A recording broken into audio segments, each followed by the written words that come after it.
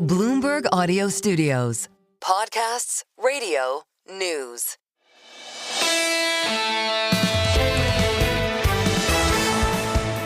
The single best idea, really interesting post-Fed show, picking up the pieces off that. Thanks to Lisa Abramowitz for driving the conversation yesterday afternoon. Some great conversations centered around selective bombshells from Chairman Powell. We'll get to that in a moment. Robert Kaplan in.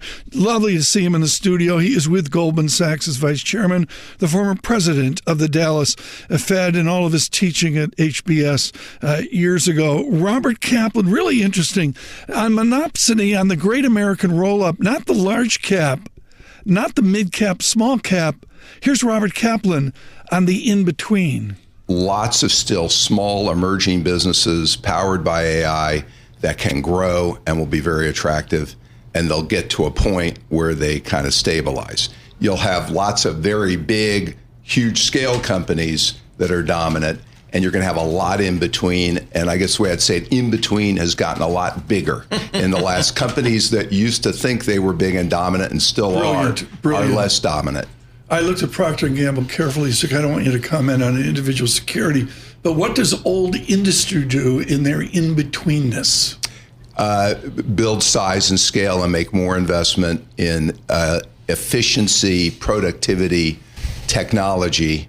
And so all that costs money, and in the short run reduces margins. And that's why you also see a lot of belt tightening right now to offset some of the margin impact. Robert Kaplan with Goldman Sachs. Really interesting there. I can't say enough about the traditional non-technology, non-AI economies and companies will look to productivity as the path forward. Certainly that was a surprise at the Fed meeting yesterday. Austin Goolsbee with that dissent, I thought was fascinating. A bit of the way through the press conference, the chairman with a bombshell taking non-farm payrolls and marking them down as revisions are made. Who did I think of? Anna Wong at Bloomberg Economics. She has been path-breaking in America on adjusting unemployment to a more negative outcome. Here is Dr. Wong on the labor economy. Powell mentioned that the 3-month rolling average is currently about 40,000. So if there's 60,000 overstatement, that gets you negative 20,000. And I think that's the number. But on a month-to-month basis, there are, of course, a lot of fluctuations. For example, last month we saw 119,000, right?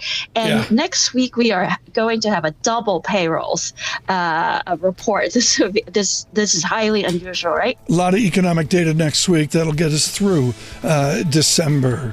On podcasts, we're on Apple, we're on Spotify, on YouTube podcasts. A single best idea.